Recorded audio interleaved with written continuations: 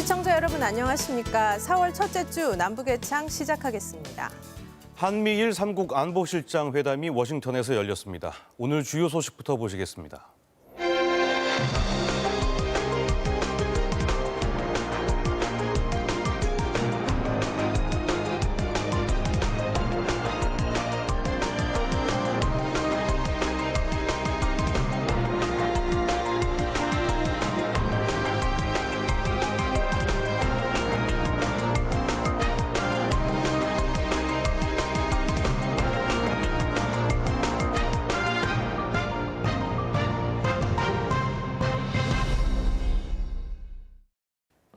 한미를 겨냥한 북한의 말이 갈수록 거칠어지고 있습니다. 지난달 중순부터 담화의 수위를 높여둔 북한은 이제 문재인 대통령까지 직접적으로 거론하며 노골적으로 비난했는데요. 북한이 추가 행동을 위한 명분 쌓기에 나섰다는 분석이 나오는 가운데 미국의 대북 압박도 한층 강경해지고 있습니다. 미 국무부는 인권이 미국 외교 정책의 핵심임을 강조하며 북한 인권이 새 대북 정책에서 주요 변수가 될 것이란 점을 분명히 했습니다. 이슈엔 한반도 정은지 리포터입니다. 미 국무부가 발표한 2020년 국가별 인권 보고서입니다. 불법적인 살해와 강제 실종, 고문 등 북한 당국의 인권 침해 사례를 조목조목 열거했습니다. 2017년 북한에서 풀려난 지 엿새 만에 숨진 미국인 대학생 오토 원비어에 대해서도 북한이 해명하지 않고 있다고 지적했습니다.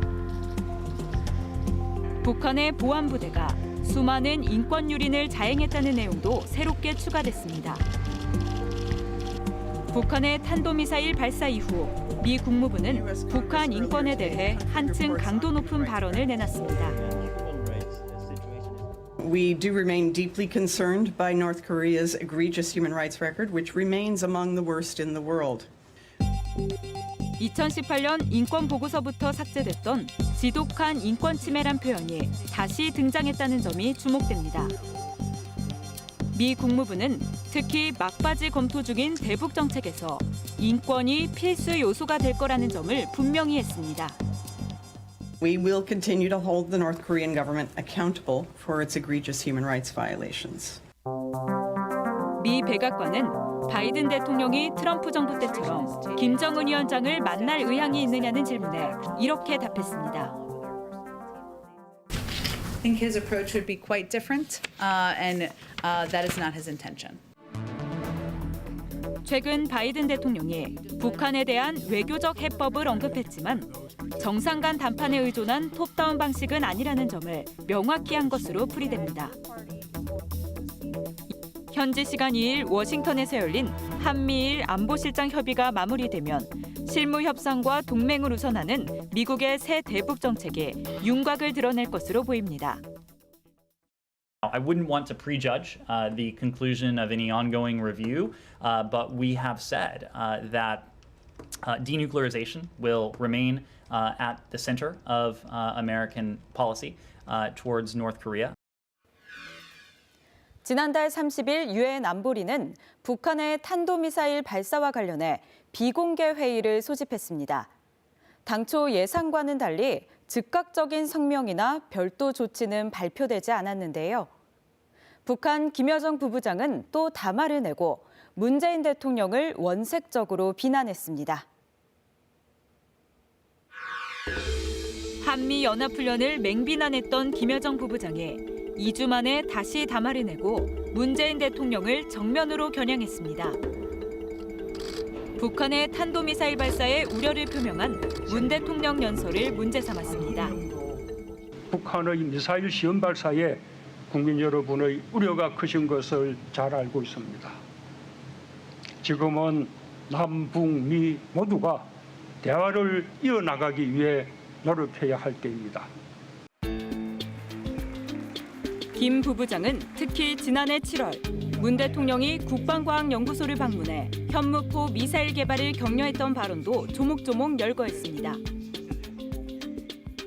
세계 최고 수준의 정확도와 강력한 파괴력을 갖춘 최첨단 전략 무기들을 보니 참으로 든든합니다.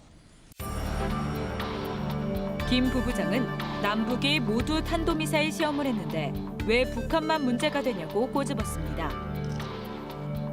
남측의 행태가 미국의 강도적 주장을 빼닮았다며 문 대통령을 미국산 앵무새에 빗대기도 했습니다.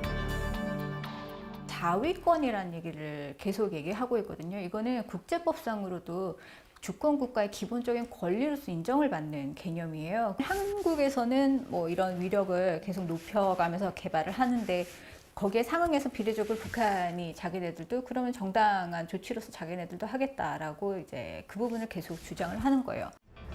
문 대통령을 직접 겨냥한 이번 담화는 당분간 남측과 대화하지 않겠다는 의지를 명확히 한 것으로 풀이됩니다. 미국의 적대시 정책 철회 없이는 미국과도 협상 테이블에 마주 앉지 않겠다는 뜻도 담긴 것으로 보입니다. 남쪽에 대해서 또 미국에 대해서 국제적인 문제에 대해서 자신들에 대한 어떤 뭐랄까요 그 제재라든가 또 압박이라든가 이런 어떤 여러 가지 문제에 대해서 그냥 좌시하지 않고 공세적으로 적극적으로 대응하게 나가겠다는 어떤 그런 의도로 받아들여야 되겠지요. 선전선동부 소속으로 처음 확인된 김 부부장의 거친 담화에 청와대는 북한도 대화 의지를 보여야 한다며 이례적으로 유감을 표명했습니다. 통일부도 어떤 순간에도 서로를 향해 최소한의 예법을 지켜야 한다고 강조했습니다. 군 당국은 김여정 부부장의 담화를 공개적으로 반박했습니다. 탄도미사일을 이용한 미사일 발사, 기술을 이용한 미사일 발사는 엄연히 유엔 대북제재 결의 위반이 됩니다. 그래서 그런 차원에서 한국과는 좀 다르다. 우리나라와는 좀 성격이 다르다.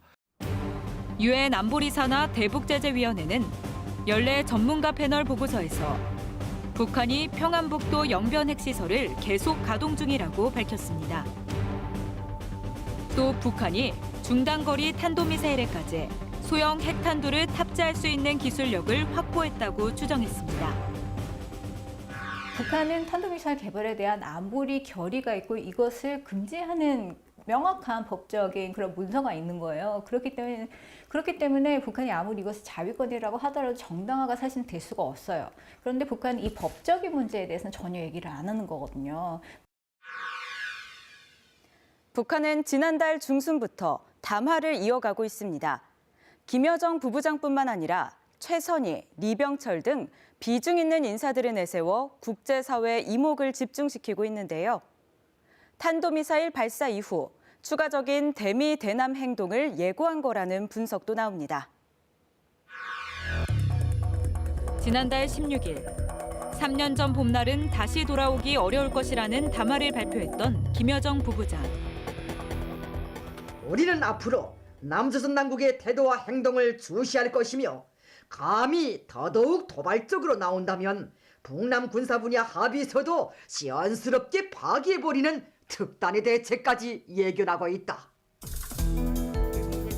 김 부부장이 포문을 열자 북한의 주요 인사들도 일제히 나섰습니다. 최선희 외무성 제1부상은 미 국무 국방장관 방안에 맞춰 미국의 적대시 정책 철회를 요구했습니다. 바이든 대통령이 북한의 탄도미사일 발사를 유엔 안보리 결의 위반이라고 지적하자 북한 군부 2인자인 리병철은 미사일 시험 발사는 자위권이라고 맞받았습니다.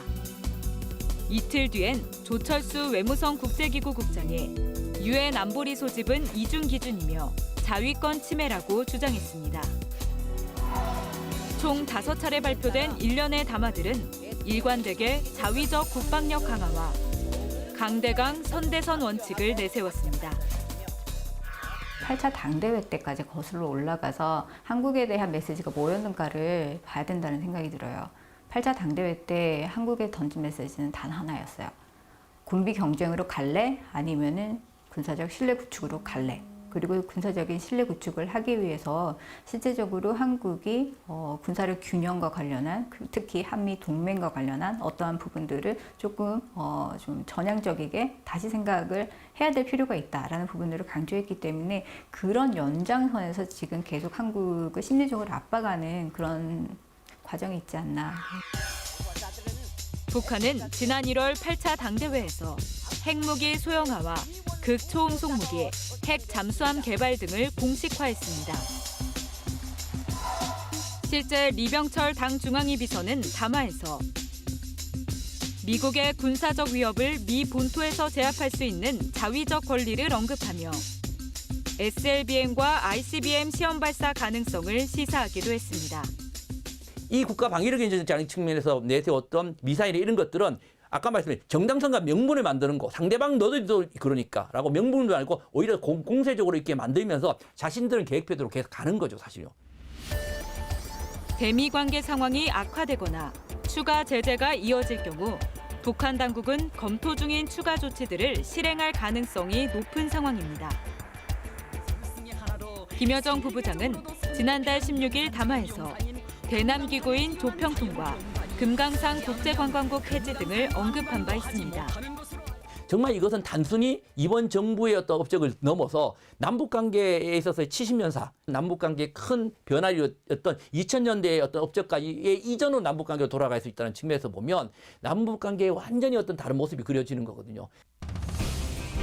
미국 새 행정부의 대북 인식을 확인한 북한은 워싱턴에서 열린 한미일 3국 안보실장 회담 결과를 예의주시할 것으로 보입니다. 미 국무부가 회담에 앞서 동맹국과의 협의를 통한 비핵화를 강조한 만큼 북미 협상의 접점을 찾기는 쉽지 않을 것으로 보입니다.